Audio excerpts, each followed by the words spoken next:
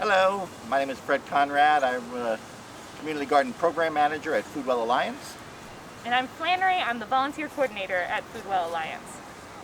So we're here today to do a quick demo on how to get started growing vegetables at home and in containers if you don't have a big patch of land like this to plant into. So we're going to just give you a little bit overview of things that can make you successful so that you'll have a good summer and lots of food to harvest from your small garden. So starting off with containers and soil, when you buy plants, sometimes they are going to be in little 4-packs like this, and that is a terrific way to buy the plant, but it would never come to maturity in that little package. Some of them are going to be in bigger pots like this 3-inch pot. Also, it's a terrific vehicle to get it home, but it is no way big enough to grow a good basil harvest in. So some of you might have containers this size. This is no good for most things. Like you could probably grow a small herb like chives in this, but this pot would dry out too quickly. You would never be able to keep up with the watering. So we are offering this as about the minimum size you would want to get started with.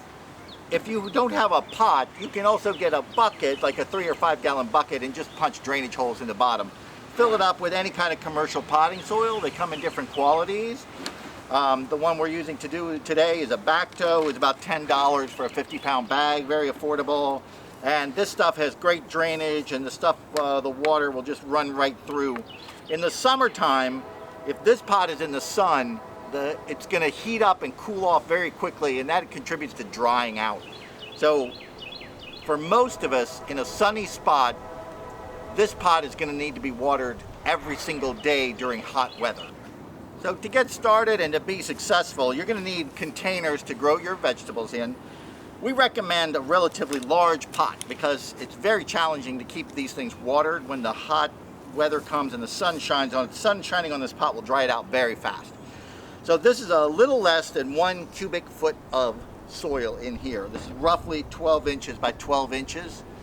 And that is about the minimal for most herbs and vegetables. There are some vegetables that this is really the minimum size. You would really want something a little bit bigger. So to get started, decent quality potting soil, fairly large pot, hand trowel, and for some plants, you're going to want to put a stake in to help train them up and hold them. You can also buy a tomato cage. The wires will fit down along the edges, and then the plant, cucumbers, tomatoes, peas can grow up onto the tomato cage, or you can just wind them around and put some twine around to hold them up. And those are the essential items you need to be successful. So today we're going to talk a little bit about how to get your baby plant out of its original pot and into a sizable pot where it can grow. So one of the first steps you'll want to do is to go ahead and fill your pot up relatively high. The soil will settle over time, and you don't want your plant sitting in a low divot. So you'll want to fill it up pretty much all the way to the top with loose soil, and can even pack it down a little bit in the middle. When you're ready to remove your plant baby from its container, you probably want to squeeze a little bit to loosen it up and then push up from the bottom. We do this to keep the roots intact. If you just go and pull your plant out, you're likely to sever the top of it from the roots, which would then lead to a less successful growth. So depending on what you're going to plant, you'd want to gauge how much could fit in a pot that you have. This is going to depend on both what you're planting and the size of the pot. So for a pot this size with lettuce, we're probably able to have 2 or 3 of these smaller plants in there. When you're ready to plant, you're going to take your trowel or your hand. You're going to loosen up the soil about 2 times the size of this root ball we have here. You're going to place it gently in the soil so that all the roots will be below the surface, but the plant itself will be fairly level. And then you're going to gently move your remaining potting soil back around. And you have your plant. So this is lettuce. That plant, when it gets mature, will not fill up the entire pot. It'll probably be like that. So in this case, with a lettuce plant, you could put more than one in that pot. So lettuce grows fairly quickly, and the turnover is going to be like 45 days on that lettuce plant. This is not going to take the full year growing cycle. So if you'd like to, you can plant some other things in there with it. Here are some chives. Chives, onion family, those things have the ability to deter some insects, that like aphids, that might get onto the lettuce plant, and we don't want bugs on the lettuce plant. So you could plant in the same pot, you could add some other small plants like strawberries, which grow low to the ground, or chives, which pretty much stay put where you put them. They don't spread out and do the whole thing. Or even some of those peas, and put a trellis in the back, let the peas grow up the trellis in the back, and the lettuce be in the front. With most of your companion planting, you're going to want to leave a little bit of space in between them so they're not right on top of each other, letting the roots spread out, especially when they're young, since most of your plants are going to get bigger as they grow. That's great. Awesome. So if you're planting something like lettuce, that's a smaller plant. You might have multiple plants in a pot. If you're planting something slightly larger, like say a tomato, you probably want to limit that to about 1 for a pot this size. Regardless of the container, the planting process is going to be roughly the same. You're going to want to do the gentle squeeze. You're going to want to remove it from the container. And then I commonly remove these new leaves that are at the base of the plant. You'll see they look different from the actual tomato leaves. And so for this, you wouldn't actually plant it with your lettuce, but if you were going to plant it, the process would be much the same, where you would loosen up some soil about 2 times the size. Thank you, Fred. You'd want to put it right about in the middle of your container. And then you'd be able to kind of cover it up with soil. Again, you could even put it a little deeper. You wouldn't want it to have the roots out of the soil. You want to make sure they're fully covered. A few other things to consider. When you put this in, a good thing to do is to water it in. So you can get any common household container, fill it up with some water, and then you'll pour just a small amount around the base, avoiding the leaves of the plant. Putting water on the leaves can sometimes lead to rot, especially if it's in a place where it isn't quite as sunny, and it's sitting in water. The same can be true if your plant or your soil stays wet for too long.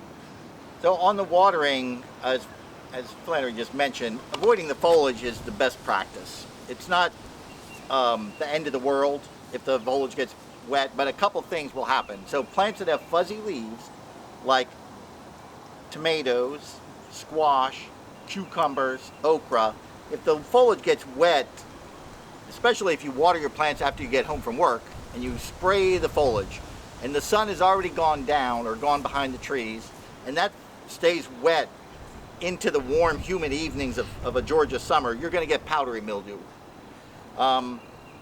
Or if you did it in the middle of the day and you got the foliage wet and the sun was shining, you get burn marks because the light refracts on those little droplets of water and you get burn marks on the foliage. And so neither of those are good. Ideally, the water would stay in the soil.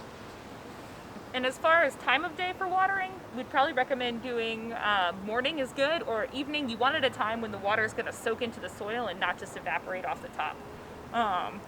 You also kind of can do a really simple test to see if your plant needs water. It's the finger test. You would just stick your finger in about 1 inch deep, and if it's dry in that top inch, then it's probably ready for some more water. There are plants that might need a little extra water, but you want to avoid overwatering your plants because that can lead to some wilting as well.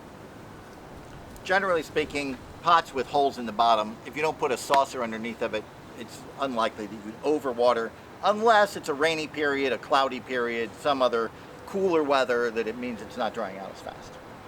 Yeah. So there are a lot of different ways to fertilize vegetable plants.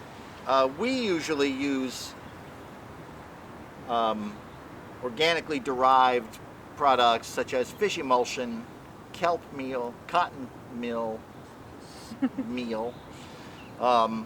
But fish emulsion is the easiest one. It's a liquid. You would just mix it in your container when you water. You would only do that monthly probably to supplement the nitrogen and stuff. You really don't want to over fertilize fruiting crops like tomatoes, fruiting crops like peppers, because if you put a lot of nitrogen on there, you're going to get a really lot of leaves. Lots of leaves, big big leaves and not very many. It's going to be growing so fast it's not going to pause to bloom and bear fruit. So other plants like basil and lettuce that you eat the foliage, maybe fertilize them a little heavier. You have to be more careful in the summer because if you fertilize and then it dries out, if you can't keep up with the watering, fertilizing is not going to make up for that, and you can have a real problem with a burning, and you could kill off part of your root system by burning that off. If you're over fertilizing, a lot of times the foliage will turn red around the edges or tips. You'll get a reddish coloring. If you're over watering, very often you'll get yellow foliage or foliage dropping off if you're over watering. So so the plant is going to talk to you a little bit and give you something, but generally speaking, in a container, in hot weather, just water it every day. If it starts to look a little sad, then maybe think about the fertilizer. I don't know that I would fertilize right out of the gate. You want to have a fairly open plant that has large fruit. That would depend on the type of tomato though. So in this case, we're looking at a beefsteak. That is a fairly large tomato, and we want more sturdy individual stems. So what we're going to do is we're going to let this trunk grow up a little bit, and if we start to get these little adventitious buds sprouting up, sometimes they shoot up really fast. They get more energy. They take energy away from the main plant. They start shooting up really fast. We're going to probably break those off at first. And once the plant gets up about this big, we may pinch the tip out of the top so then it starts to branch out a little bit up. But we want this plant not to have become a big tangly mess. We want this thing to be a few good sturdy stems that are held up with support so that the weight of the fruit doesn't break them off. And we don't want it to have a real cluttered center. If this was a cherry tomato, however, it will still have those, but those are not a problem. They also bear fruit the same as the other parts of the plant. So if it was a cherry tomato, I would not bother to do that. So another plant that you might be putting in the ground soon are some cucumbers. Cucumbers are going to be a vining plant, so they're commonly, well, most cucumbers are going to be vining plants, so you would want to trellis them or have some support. Like Fred mentioned, this is something that you could plant with a tomato cage, with a trellis, or some other creative homemade apparatus on which they can grow upward. You don't want the cucumbers dragging on the ground. If they do that, they're more likely to rot. But I've seen some very creative solutions to that. So they'll be planted and removed from their container in much the same way as we did before. Cucumbers. You can go ahead and put them in. Would you separate these? Yeah, or thin. Or thin, Thin okay. that broken one out. Yeah. Okay. So one thing that you might need to do is remove some of the broken ones. So this one's got a bend in it. It's probably not going to be able to thrive. We could gently pull apart the root systems here. And then we'd be able to plant our two cucumbers separately with a little bit of space in between them. And we would plant them in much the same way. This is also something that you might do if you plant from seed. So if you are planting seeds, it's likely that not all of your seeds would grow. So you'll overplant them, but when they start growing, you'll want to thin them or remove some of the less strong growers to have space for the ones that are doing well to thrive. And so with our cucumbers, as Fred mentioned, you'd want to have a trellis apparatus that you could put in there, string it out, and then as they grew up, you'd kind of train them up here. Cucumbers are super cool. They do most of the work themselves. They seek out things with which to climb because all of them want sunlight. So you normally just kind of have to direct them, but they have little, what would you call them? Tendrils that come out that kind of latch on, and you can train those onto your trellis or tomato cage in order to help support them as they grow. Depending on the size of your cucumber, if you're growing smaller cucumbers, you might be able to use something a little less sturdy, but if you're growing kind of full-size cucumbers, you might need a slightly more stable apparatus for trellising. So let me jump in on a little bit about the exposure. So a lot of plants that are in pots are going to need, like any vegetable, about 6 hours of sunlight a day to thrive. Because the pot dries out quicker, the perfect scenario would be morning sun and afternoon shade. If that's not an option, once again, if you're getting afternoon sun, you're just going to want to really keep up with the sunlight, with the water. But Cucumbers have a big leaf. It's a fuzzy leaf. Heat and super hot sunshine will kind of affect the aesthetic quality of the plant, but often not bother the fruiting part of it. So you could grow this thing and it would grow up, and maybe, you know, after 3 weeks of harvesting, the plant itself might start to look a little sad, but it will keep bearing fruit for quite some time.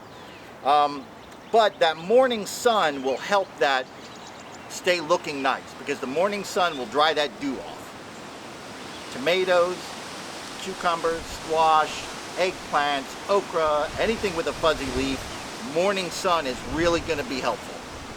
The peppers are another popular plant we see a lot of folks growing that tend to do pretty well in a pot. Pepper plants, similar to tomatoes, are going to grow to a pretty decent size, and so are probably just going to be one per pot. They don't normally need a support system like a tomato cage or a trellis. However, if your pepper plant starts to get a little bit lean or flabby, you can use that to kind of help straighten it. It is going to have a similar structure to the tomato plant there. A few important care habits. So these are jalapenos. Hot peppers tend to really like hotter weather, so you might plant them a little later in the season. Seedlings will do better than seeds with the slightly cooler weather, but they'll do well when it's hot outside. They're going to want to have a lot of sun, 6 to 8 hours of sun, and pretty consistent even water, especially when they're young. With many of these, even watering when they're younger, they're going to get more tolerant as they get older and more established. With the hot peppers, a few important things to remember.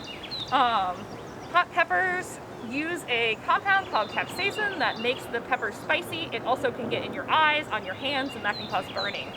So when you are ready to start harvesting these, you'll probably want to wear gloves, or just be very cautious of washing your hands after harvesting. Peppers have the longest harvest season of anything on this table, so they're good value. You wouldn't have to repot it. You would just put it in there. They could be a companion planting with the lettuce. You could have done 3 lettuce plants and a pepper in the middle. By the time the pepper got big enough, the lettuce would be done anyway. But those will keep going in the fall until they freeze, so long harvest. The other reason why I chose hot peppers today is because, once again, for starters, hot peppers are less likely to blemish or be damaged by squirrels or those kind of things. So for a starter, the hot pepper, they bear a lot of fruit. They bear fruit for a long time. You'll be able to share with your neighbors, and they're less likely to be blemished during the growing season. If you do end up with an overabundance of peppers, you can always chop them and freeze them and then throw them into soup, so you really don't have to let them go to waste either. Okay, let me do one more thing on peppers while we're at it. So the larger peppers are a little harder to grow. I would just add that the bell peppers, the bigger peppers, actually have their nutritional peak while they're still green. So if you're a starter gardener and you are got a brand new, your first time, and you're growing this pepper plant, don't wait for them to turn color. Much more likely to get a bad spot on it. Bad spots on peppers spread real quickly. So you want to pick it when it's plumped out, when it's hit its max size, but it's still green. Peak of nutritional value there. And most of the peppers that we grow in our garden are not going to reach quite supermarket size. They're going to be a little bit smaller, but still ripe and plump, like Fred said. We've got a couple different things here. We've got chives, we've got basil. There are other things like parsley that are easy to grow. Cilantro is easy to grow, and rosemary, oregano, lots of thyme. There are a lot of herbs that are super easy to grow in containers. A lot of herbs are perennial plants. And by that, I mean, if you put an oregano plant in this pot, it could theoretically give you 3, 4, 5 years of harvest from that one container. That's advantageous if you eat a lot of oregano. But oregano is one of those plants you only need in small quantities. So I might go with a smaller container for oregano and chives. Basil, on the other hand, is an annual herb. This would freeze in the fall and die, and you would have to replace it in the spring, just like most of these other vegetables on the table. also basil, depending on how you're eating it, you may need a lot of it. So if you were going to make a salad and throw a little bit of basil in, tomato, soft cheese, basil salad, you would. But if you were going to make a pesto, you actually need a fair amount. So these things get pretty big. If you put it in a big container, this plant could get to be pretty darn substantial, and it would give you enough to make a pesto once a month probably from this one little clump of 3 plants. It's basil is thirsty. Most of the other herbs are not. A lot of the herbs, if you let them dry out completely, they will die. They irreversibly cannot handle being super dried out. However, most herbs are Mediterranean in origin, and they like a well-drained soil. What Flannery said earlier about checking the soil before you water, herbs are going to resent overwatering more than most vegetable plants. They are really going to not like being wet all the time. So most herbs, basil is a little bit of an exception to that. Basil plants, every leaf, at the base of the leaf, there are 2 little baby leaves starting there already. Those plants are being inhibited, those baby leaves are being inhibited by a hormone that the large leaf is producing, an endotoxin. If you pinch off that large leaf and cook it and eat it, or don't cook it, I guess, eat it, the endotoxin is gone and those 2 small leaves are going to pop out and become big leaves. And so the more you harvest, just like some other plants, the more you harvest, the more you get. So the aggressive harvesting of basil makes it grow bigger, will prevent it from blooming and stop growing leaves, and it just keeps it multiplying and multiplying. So if you've got basil, eat it. Basil also grows really well indoors. While we're mostly talking about growing things in pots, perhaps outdoors, basil is something that you can put on a windowsill that still receives a decent amount of sunlight. The downside of keeping your plant indoors is that you are solely responsible for its water source, so you need to make sure that you are regularly monitoring and watering your plants. So one of the most exciting things about growing your vegetables is then getting to harvest your vegetables. So when you're planting, we talked a little earlier about keeping your tags. Tags will often tell you the days to maturity, which is the time at which you're going to be able to start harvesting plants. So for our cucumbers, it says we'll reach maturity about 50 days after planting. That doesn't necessarily mean that magically at 50 days you're going to have cucumbers, but if conditions are right and your plants stay healthy, right around that time you'll be able to harvest. Your tags will also likely have a picture of what your finished plant or produce will look like. That can help with gauging whether or not your plant is ready to be harvested.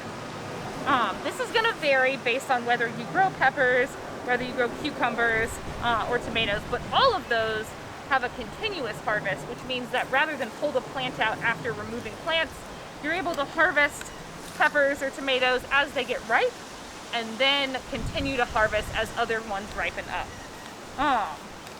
An important thing about harvesting, when you go to harvest, you want to remain mindful of the plant itself.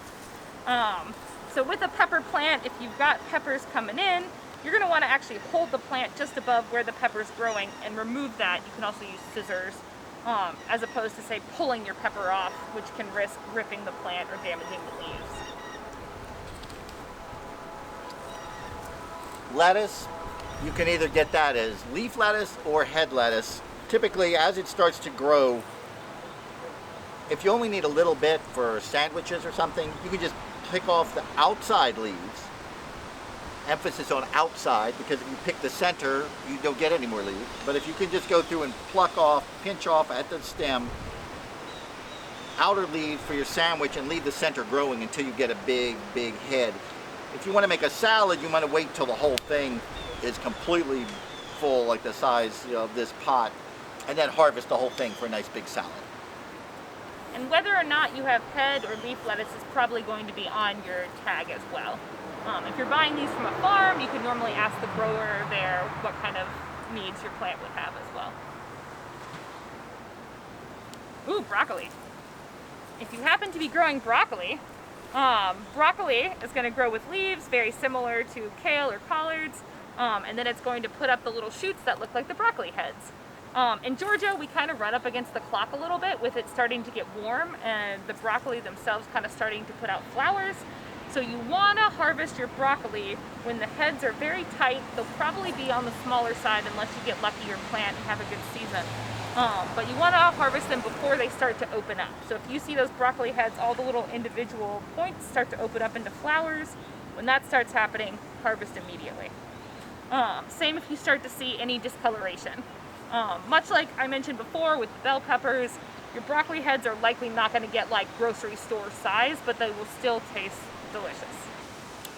So a lot of times with broccoli, you'll get a big crown in the center, and you can harvest that off fairly close to where the crown meets the stem. For a lot of people, you'll get secondary, smaller florets, smaller crowns that will come up. So you could get up to 2 harvests. The other ones will probably be just smaller, just 2 inches across or something like that.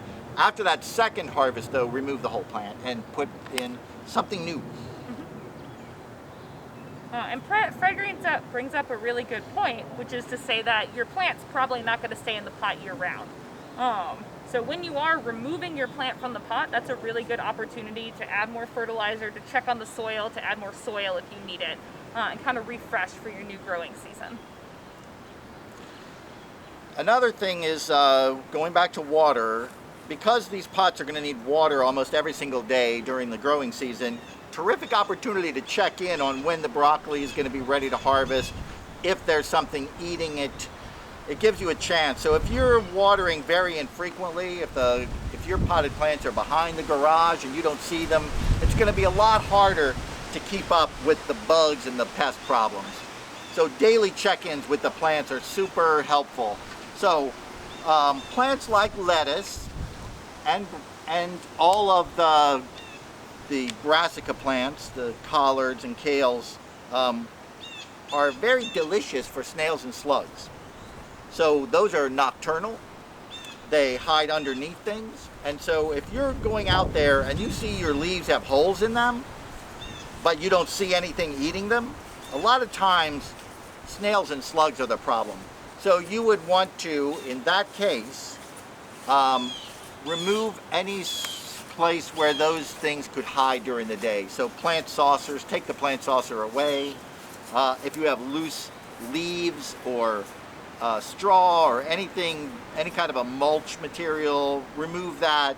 Take the places away. Move the pot to the middle of the sidewalk. Get it away from stones and rocks and bark that they can hide under. Just try to get the plant away from the snails and slugs. The other way to trap for those would be to put a very small saucer and put beer in it. And the snails and slugs would be attracted to it and probably drown at night. So then you would at least know if that was the problem. Other bugs, when you're looking for them, if you had foliage that was getting eaten and you weren't sure what was happening, look underneath. That's where most of the bugs are going to be. On the stems, underneath. Just glancing at it from the top, you may see damage but not see an insect. So you really do want to take a good look and see if you can find it. Bugs like, cucumber beetles and stuff like that, you can just hand pick them off. And squish Just them. hand pick them, squish them, drop them into a container with soapy water or something like that to get rid of them. Basil is susceptible to that kind of damage. But in most cases, in a container, you would not have to spray anything ever. One thing to consider too is a physical barrier. If you live somewhere with deer or squirrels, those might become a problem and they're not quite as easy to squish. So you'd probably want to try, if that's really becoming a problem, you could consider putting, say, a tomato cage around it with some netting to just create a physical barrier there. There are some plants, things that are more kind of strong and bitter, and so garlic can sometimes be a deterrent to rabbits and deer. But I found that with a lot of these, you really need something physical to keep them from getting to it. The only other problem that a lot of us are going to have is the temptation to overdo it. A tomato plant in this pot would end up being wider than the pot and as tall as I am. and it needs sunlight and air all the way around. So it's tempting to say, I've only got this much space, so I'm gonna fill up every inch of it with pots and plants and jam everything in real close together, and you're gonna end up getting less harvest with more plants that way. Every plant in the garden and every plant in a container needs air circulation. You're never going to be able to stay on top of bugs if you can't see the bugs. They need sunlight to the middle for the fruit to ripen. Overdoing it is probably the most common problem. To walk out with this little 6-packs of peppers kind of makes sense, but if you planted all 6 of these peppers in here, you would get less fruit than if you only put 3 peppers in there. And really, for me, I would only put 1 pepper in that pot. Cool. So container gardening is a great opportunity to try out gardening if it's something new to you.